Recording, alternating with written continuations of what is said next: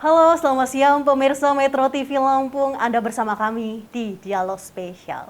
Pemirsa, Idul Adha tentunya dinanti-nantikan dan menjadi hari yang spesial bagi seluruh umat Muslim. Namun sayangnya Idul Adha pada tahun ini masih diselimuti kabut tebal pandemi COVID-19.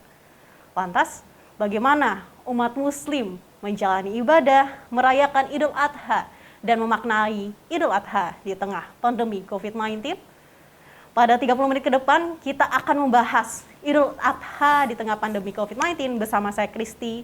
Dan sudah hadir bersama saya Kepala Kanwil Kementerian Agama Provinsi Lampung, Dr. Andes Juanda Naim, MH. Halo, selamat siang Pak. Assalamualaikum. Waalaikumsalam.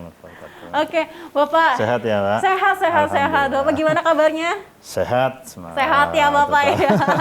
Baik, Pak. Ini kita mengetahui bahwa Idul Adha masih di tengah pandemi COVID-19, Pak. Benar. Tentunya masyarakat ingin tetap beribadah secara hikmat, tapi tetap nggak boleh lupa protokol kesehatan, betul. Ya, benar. Pak ya. Lalu bagaimana nih, Pak? Apa yang diperbolehkan dan tidak diperbolehkan selama perayaan Idul Adha di tengah pandemi COVID-19? Iya. Terima kasih Mbak Kristi bisa bersilaturahmi kita.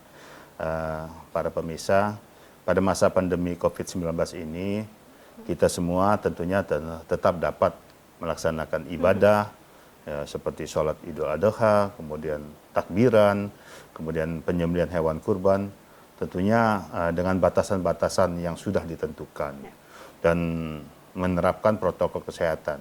Ini untuk khusus zona yang hijau dan kuning, Mbak Kristi. Tapi kalau untuk zona yang oranye dan merah atau yang masuk dalam wilayah PPKM, ya apalagi sekarang beberapa kabupaten kita, terutama di Kota Madya Bandar Lampung, kan PPKM mikro gitu. Maka semua peribadatan itu dihimbau dilaksanakan di rumah masing-masing.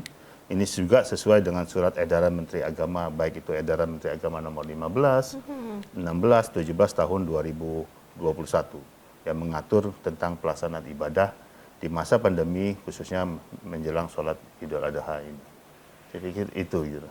Baik, lalu sebenarnya Pak Kanwil selama ini apakah sudah disosialisasikan secara baik nih Pak tentang surat edaran ini, dan masyarakat apakah sudah mengetahui nih sebenarnya tentang ibadah dan juga perayaan Idul Adha di tengah pandemi ini? Iya, jadi surat edaran ini tentunya sudah kita sampaikan. Sebagaimana kita ketahui, kita sampaikan kepada pemerintah daerah, baik itu di provinsi maupun di kabupaten kota melalui rekan-rekan 15 kabupaten kota, Kemenak 15 kabupaten, terus juga kepada penyuluh dan kepada KUA serta kepala-kepala madrasah untuk mensosialisasikan surat edaran Menteri Agama ini kepada pengurus-pengurus masjid, majelis-majelis taklim tentang prokes ataupun protap pelaksanaan Idul Adha 2021 Masehi. Saya pikir ini sudah kita sampaikan juga kepada media-media massa, baik itu media massa online atau media massa tertulis gitu, atau media surat kabar gitu. Baik, lalu Bapak, ini tentunya Idul Adha di tengah pandemi ini, tahun kemarin juga kita merayakannya kali juga di tengah pandemi juga nih Pak. Apakah ada perbedaan nih Pak tentang peraturan Idul Adha yang sebelumnya dengan yang sekarang ini? Apakah sudah ada pemperketatan aturan seperti apa Pak? Ya, aturannya tetap sama gitu ya. Artinya pelaksanaan ibadah baik itu pandemi ini kan sudah lebih dari 1 tahun gitu. Benar. Artinya tahun 2020 juga pandemi COVID sudah berlangsung. Nah, ditambah 2021 pandemi COVID juga tetap berlangsung. Maka aturan prokesnya ya tetap itu menjadi tujuan yang utama.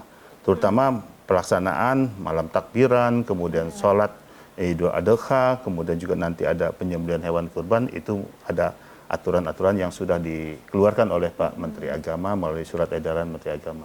Baik itu edaran Menteri Agama nomor 15, 16, 17 tahun 2021. Jadi sudah diatur oleh Pak Menteri Agama. Nah, dan seperti saya sampaikan tadi, sudah kita sampaikan edaran ini juga melalui koordinasi dengan pemerintah kabupaten kota, melalui Kemenak, dengan pemerintah provinsi, melalui bidang-bidang juga kita sampaikan. Saya pikir ini sudah kita sosialisasikan, tinggal lagi nanti bagaimana masyarakat memahami, gitu, menyadari. Jadi pemerintah ini bukan membatasi gitu, tapi mengatur, ya mengatur bagaimana ibadah tetap berlangsung, perayaan Hari Raya Idul Adha tetap berlangsung, tapi juga tetap melalui prokes. Mudah-mudahan dengan kedisiplinan prokes kita melakukan COVID-19 tidak menjadi ya lebih berkembang. Jadi harapan pemerintah seperti itu. Baik, sebenarnya ini memerlukan juga sinergitas dan juga bantuan dari masyarakat juga ya Pak ya. Iya, benar. Biar benar. tidak menimbulkan klaster Klaster baru baru, di Idul ya. Adha ini ya Pak. Iya, Lalu iya, tadi betul. Bapak juga sempat menyentil nih, sebenarnya kita juga sebenarnya tahu nih Pak, Idul Adha ini juga identik dengan penyembelihan hewan kurban, seperti itu. Lalu bagaimana nih Pak, di saat ini pandemi, bagaimana nih pelaksanaan penyembelihan hewan kurban ya Pak? Ya, jadi terkait Idul Adha memang identik dengan penyembelihan hewan kurban. Jadi beberapa harus yang kita pahami kepada masyarakat, penyembelihan hewan kurban itu ya tentu tetap harus melalui syariat Islam, ketentuan syariat Islam gitu. Termasuk kriteria hewannya. Jadi ini juga harus menjadi. Kemudian pada saat penyembelihan hewan kurban itu berlangsung selama 3 hari. Tanggal 11, 12, dan 13 Zulhijjah.